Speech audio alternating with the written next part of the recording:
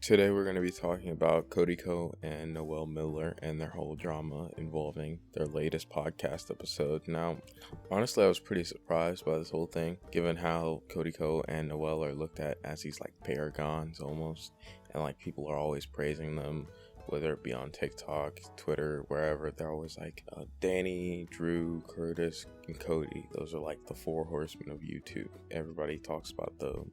Everybody looks at them well liked, at least in their fan bases. And on their podcast, they were talking about Andrew Tate, and people didn't like it too much. They felt that Noel was being too soft on Andrew Tate. He wasn't going after him as hard as he normally should, and because of that, he was letting harmful rhetoric spread. So Noel came out and he said that he wanted to clear up that he didn't think Andrew Tate was a good person or a positive influence. He thought he was a bad person. He didn't like him. And I thought that was good. I was like, oh, that's, a good way of saying what you have to say and how you have to say it and clearing up any misconceptions on what's going on. Like just being like, all right, here's how I really feel. I guess what I said didn't come off well because sometimes there is, again, just a misconception on what you said and what you meant by it. It's good to clear those things up so that people know what you actually mean. But that wasn't good enough for some people, just like Libby W here, who said, saying you're anti-Tate in a pinned comment is not enough.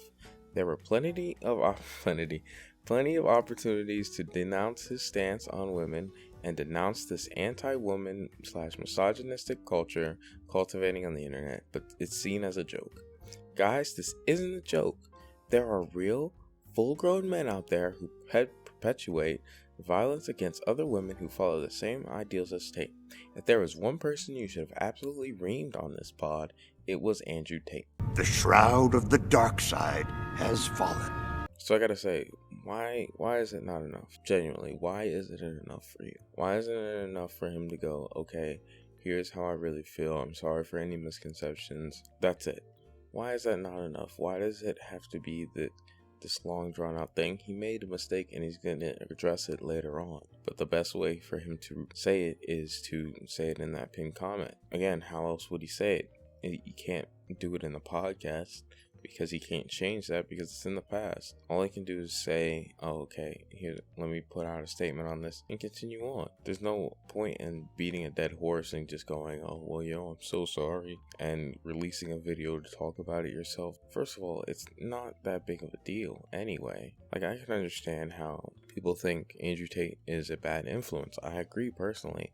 Like, yeah, there's a lot of harm coming from Andrew Tate and what he says. However, that doesn't mean that just because of Noel Miller not coming out and saying, oh, this guy's the worst guy ever, that more guys are going to be negatively affected.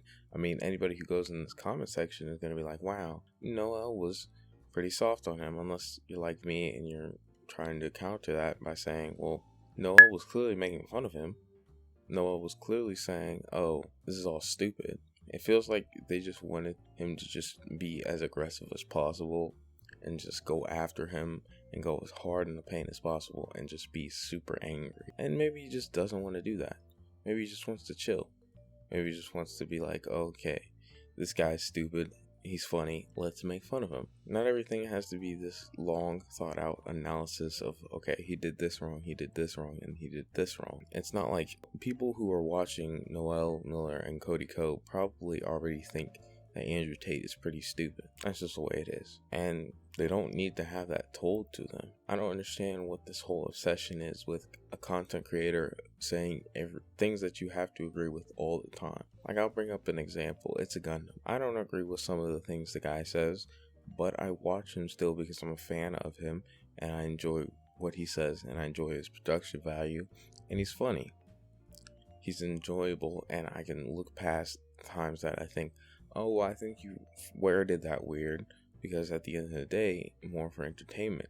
That's what all these things are. Now, we had another comment from Ramsey, yeah. Glad Noel thinks that there are bigger issues than misogyny. We should just get over it. LMAO, great take, bud. We know the world is burning. That doesn't negate the fact that I want to be treated with respect and not like an object while I'm here. I want to be free of this pain. Now, unfortunately for Hannah here, I actually watched the actual clip and I actually know what he actually said. So here's what he really said. I've had a general disdain for women.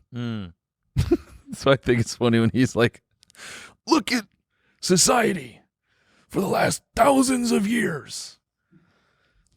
You know, it's just like, women didn't talk then. They shouldn't talk now. It's just like, all right. Yeah. It's crazy to me. I think it's particularly crazy because this shit is about to burn up. The earth? The earth, this shit is done. It's over. Like, who cares? Like, if there was ever a time to let women have a little fun, it could be now. Yeah. You know, we got like 40 years left. Yeah. That's the, at least, you know, that's what the news tells me. So if we're all being honest with ourselves, that's not what he meant. He was clearly saying, like, there are bigger things than what you're trying to do here. To Andrew Tate and the guys, he wasn't saying that, oh, there's bigger issues than misogyny. And I just watched the clip, and that's the closest thing to what she said. And I watched the entire segment on Andrew Tate, so maybe I missed it.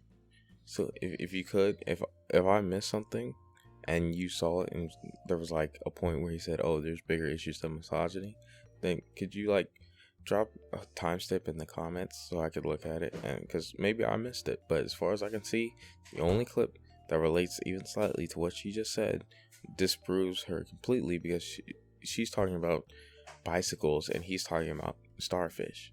Like, it's just so apart, it's not even funny. Now, of course, because Twitter is Twitter, we got some hot takes over there, and I wanted to take a look at them. So there was a screenshot of this woman on TikTok claiming that Cody had like slept with Tana Mojo, which is so weird. There's no proof of it. There's no way to back it up. It's just all like alleged. It's really dumb. And somebody quote tweeted it and said, none of them are funny too. Like PewDiePie, Cody and the other guy too. That filthy Frank guy and the whole plethora of those other YouTubers. So gross, and their fans swear they don't care about anything and have so much pride in that. Like, I think it's funny how he responded to someone saying, oh, all these white male YouTubers are weird with, oh, that filthy Frank guy. First of all, what are you talking about? Like, he's Asian. Is he not Asian? Maybe I'm getting this wrong. But he's an Asian guy. And Filthy Frank was pretty funny. And humor's on a spectrum, right? It's subjective, not on a spectrum. Humor is something that you have to decide on for yourself, whether or not you find it funny. Also, they're an online BTS fan, which I've met BTS fans in real life, and they're normal people. But it feels like BTS fans online are just the weirdest, most toxic people on the planet. Like, it's so weird. Like, I don't even know what's going on. And then we've got the hot take of hot takes right here with Cody was literally in a fraternity.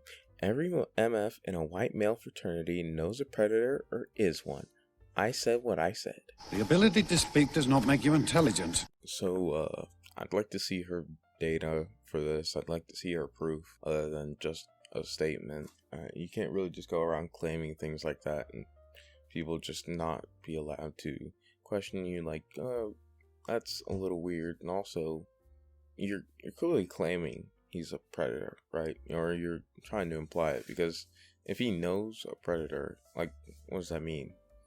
Right? Just because he met a predator, he's a bad person? That doesn't make any sense. Like, it's just so ridiculous. I don't even know what's going on in that person's head.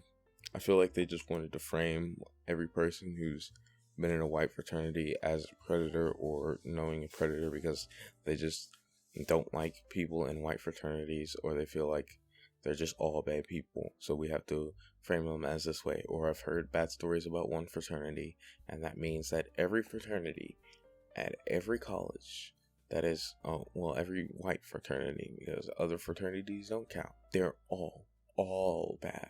Now, does that make any sense? No. But does it feel nice for her to say? Probably. And that's the only reason why she said it. Now we've got a tweet that's making actual sense, and I'm going to end it off with this one. Yo, full offense, but people are literally so chronically online that they really think Cody Ko and Noel Miller really agree with Andrew Tate. Just because they don't explicitly say that they don't agree with him doesn't mean that they do? Question marks. Yeah, this is a very like Twitter oriented mindset of, oh, okay, you don't like strawberries? Well, that means that you hate oranges. Okay, you don't like LeBron, so you gotta hate Kawhi. You don't like Curtis Connor, so that means that you gotta love Andrew Tate, right? Just always trying to create sides and jump to conclusions just because people online are just so territorial and they feel like they're always gotta be right and they always gotta stand up for their side.